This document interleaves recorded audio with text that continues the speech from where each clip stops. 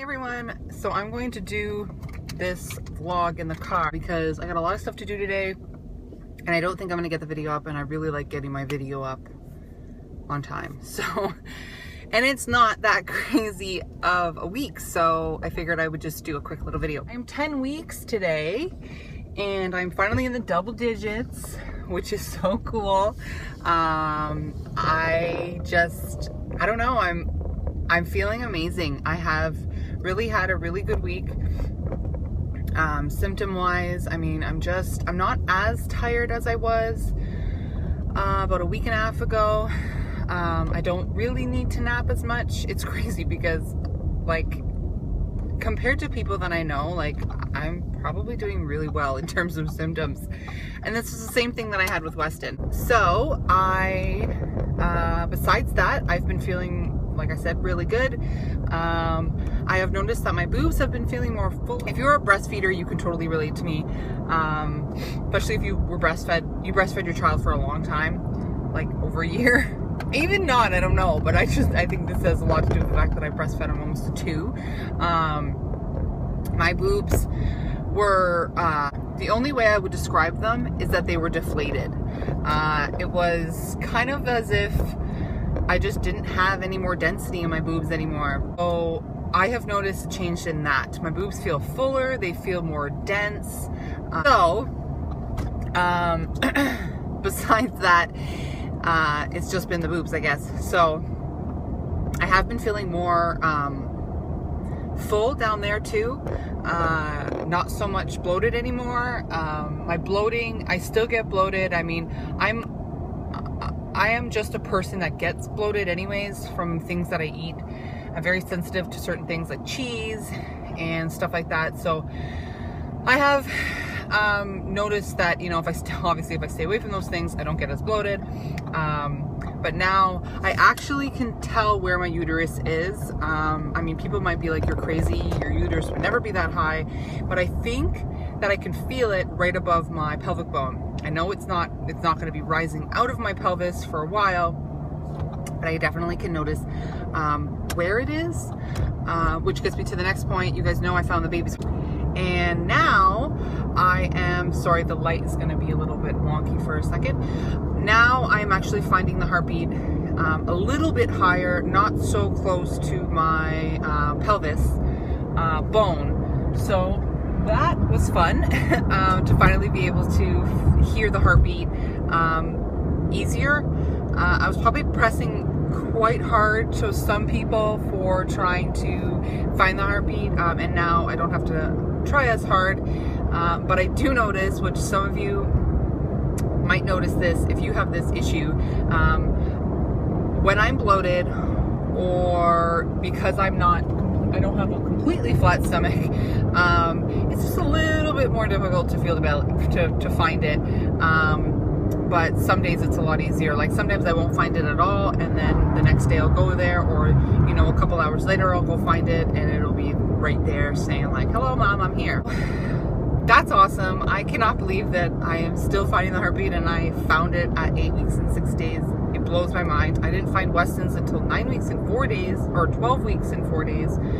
So that's so much fun to know that I found it so early. Okay, so, you know, when you're like, I know I'm having a girl, I know I'm having a boy, I cannot get out of my mind that I'm having a boy. It's like the strongest feeling that I've ever had.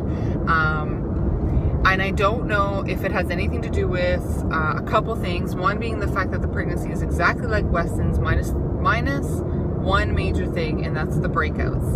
I obviously have been getting more breakouts than usual with Weston. I remember watching one of my videos, I can't remember what weeks I was in, I think it was like 11 or 12. I had teeny tiny little red bumps on my forehead. But now this is all located on the sides of my face, where when you have your period, that's where you get your that's where you would get a lot of your zits from hormonal stuff. So that kind of sucks, but like I said in my last one, I could deal with it. It's not a big deal. So Okay, so that, and again, I just can't help but feeling like I'm having a boy. It's non-stop in my brain. Like, it's just like, it's a boy, and you know, we already have our names booked out for a boy and a girl, like full first and middle, so I don't know. And you know what? My family is like, you're having a girl. It's just math, Karen. It's math. You know, my sister says to me, like, I had 2 boys. My other sister had two girls. She's like, you have to have the $1 million family. So you are having a girl. And I'm like, but what if I'm not? Like, I don't know if that has anything to do with it, because I'm worried that I'm going to like disappoint, which I'm not going to disappoint people. I mean, my family is not going to care no matter what, but you know, that type of like, well, I must be having a boy because everyone's thinking I'm having a girl. So as you guys know, we're probably going to find out when I'm about 13 weeks and 2 days, when we go for the nuclear translucency appointment ultrasound that happens on January 26th, which is my birthday. So it'll be interesting to find out, if we can find out. I'm not going to be doing any extra ultrasounds to try to find out what, you know, what we're having. I'll be excited either way. But I started at the gym again. I started yesterday and I felt amazing. I did have a couple times when I was like, oh, I'm out of breath, and I had to stop and be like, okay, I'm pregnant. I'm not pregnant, so I have to make sure that I like take it a little bit easy, because you know, even if you do work out before you're pregnant, there's some things that you kind of have to take into consideration. So and I like to do high intensity workouts, and I can't be doing that, obviously. So today I went, and today was a really good workout. So I'm just going to keep at it. I'm going to try my hardest to, you know, get as much exercise as I can, because I don't want to have a long labor. Knock on wood. I mean, you never really know what you're going to have, but I don't want to have I want to be more in shape for birth rather than, you know, what happened before, which was I wasn't really in shape. And I think it might have been, you know, one being my first, and second, my body wasn't prepared for it. Like, I don't think anybody's body's prepared for their first delivery. But yeah, so I'm really excited to get it back into that. I was out 6 weeks since the day I found out, which I went when I was 4 weeks. It has been, yeah, it's been about 6 weeks. So I'm very glad that I got back into it.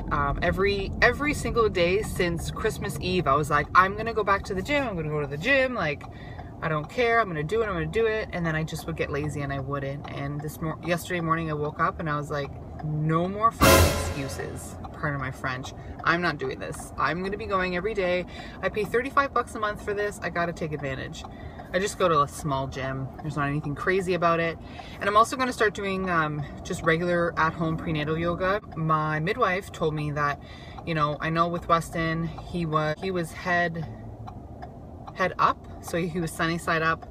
Obviously I still delivered him, but I had really bad back labor. He ended up turning halfway through, which was extremely painful. So she said that, you know, to help me with that not happening again, there's a bunch of yoga moves that she was requesting me to do, and she said yoga is so good, it keeps you limber, and everybody knows yoga is amazing for you. So I'm sorry that this video is long, and I said it wasn't going to be long. But I guess it's been a pretty good week. That's it, guys. Hope you guys have a great day, and I'll talk to you soon. Bye.